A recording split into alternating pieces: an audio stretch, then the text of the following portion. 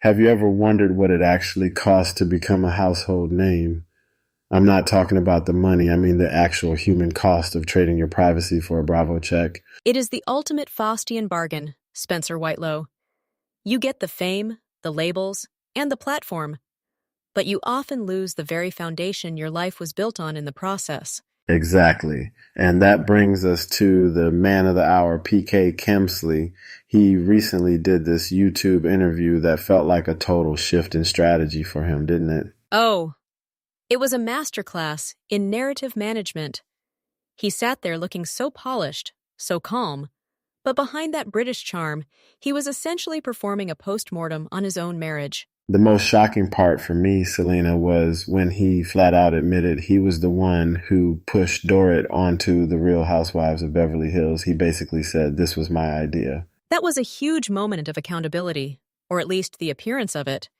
He wanted to show her off, which is such a telling phrase, don't you think? It sounds a bit like he viewed her as a brand asset rather than a partner.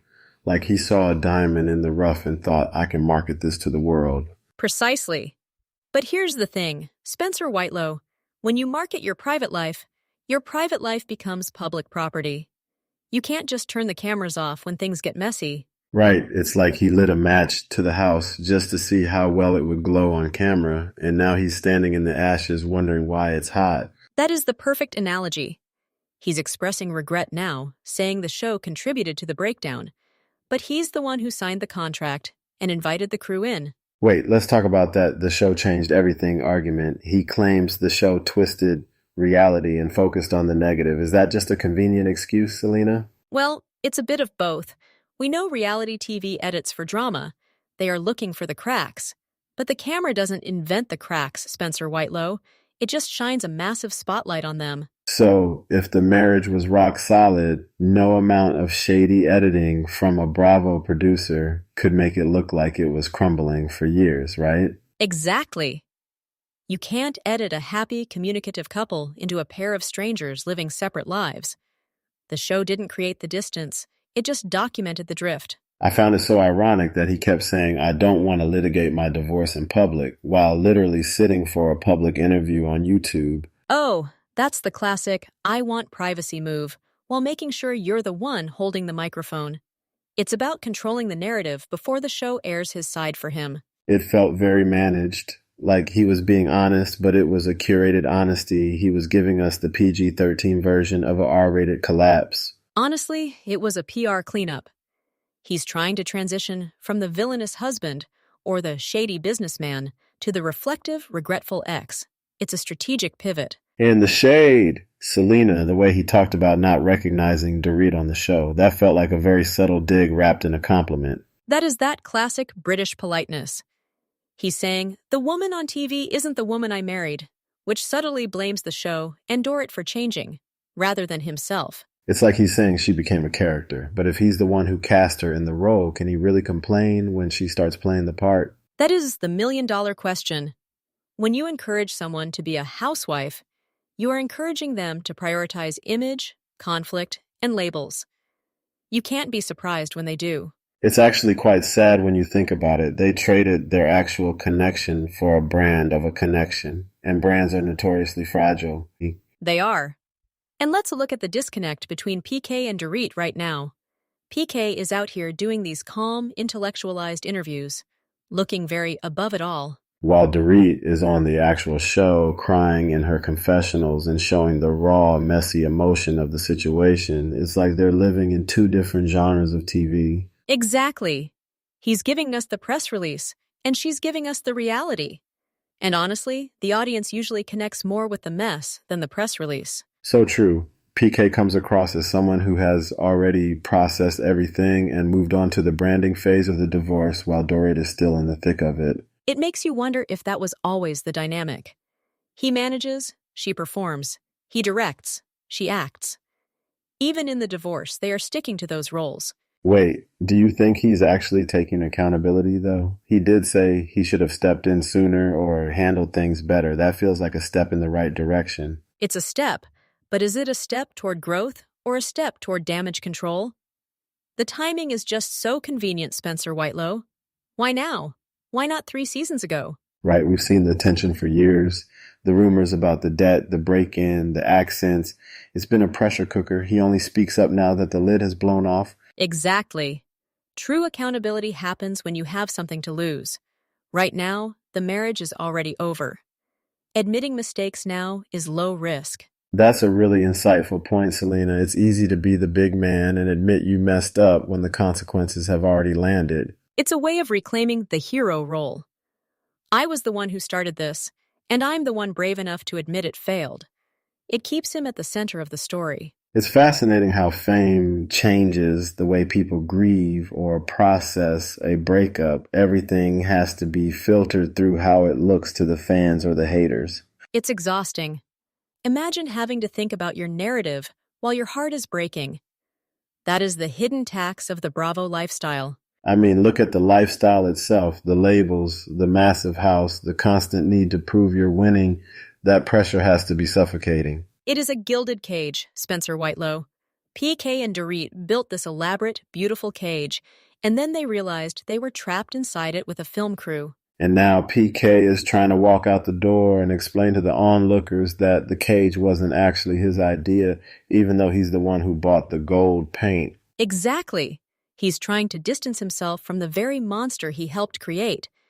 It's a very human reaction, but it's also very transparent. What do you think the takeaway is for the rest of the housewives or anyone seeking that kind of fame? Is it even possible to have a healthy marriage on these shows? It's incredibly rare. The statistics are against you. To survive, you need a level of self-awareness and a real life that is far more important than the TV life. It seems like PK and Dorit let the TV life become the real life. There was no longer a distinction between the two. That's the danger. When the character of your marriage is all the audience sees eventually, that's all you see too. You lose the us and only have the them. So this YouTube interview, do you think it actually helped him, or did it just make people more suspicious of his motives? I think it's a mixed bag. For the casual viewer, he looks mature. For the die-hard RHOBH fans who have been paying attention, it feels like a calculated move. The fans are like detectives, Selena. They remember every scene, every contradictory statement from 3 years ago. You can't just spin your way out of that. Exactly. They see the pattern. They remember the moments where he wasn't so reflective or accountable on the show. The internet never forgets.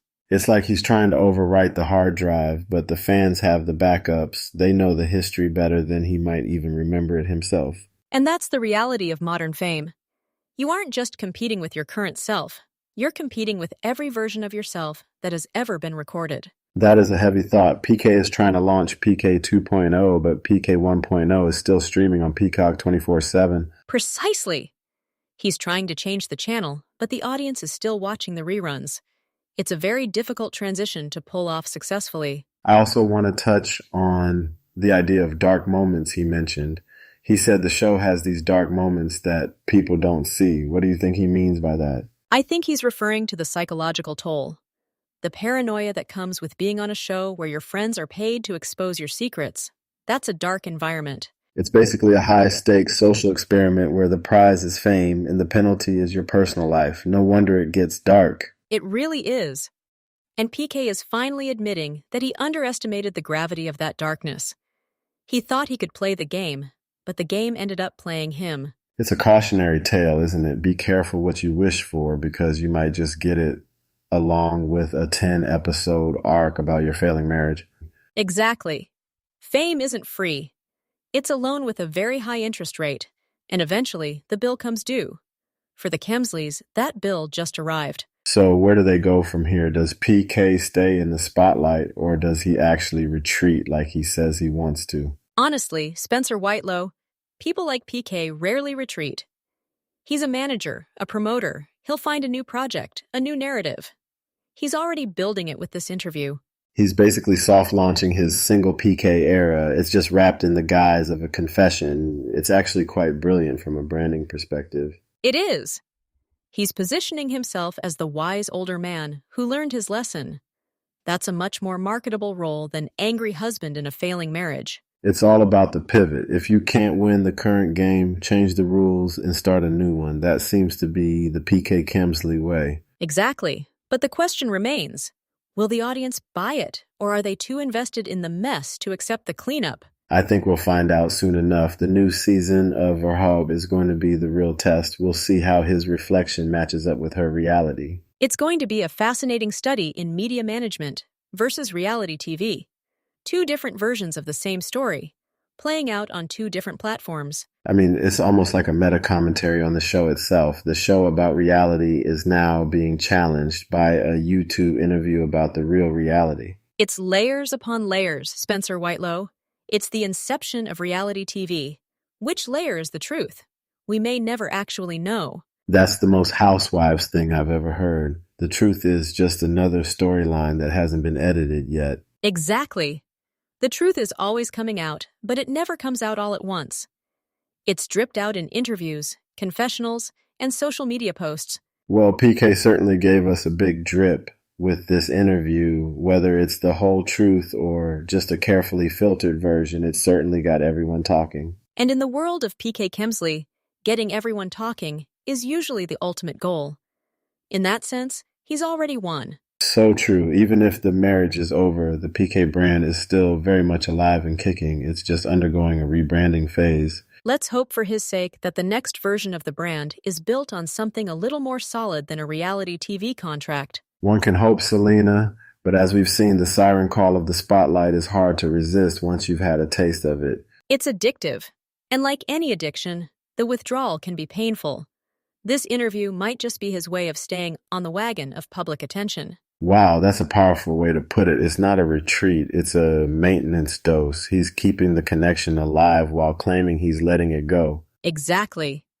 He's saying goodbye to the camera while making sure the lighting is perfect and the microphone is on.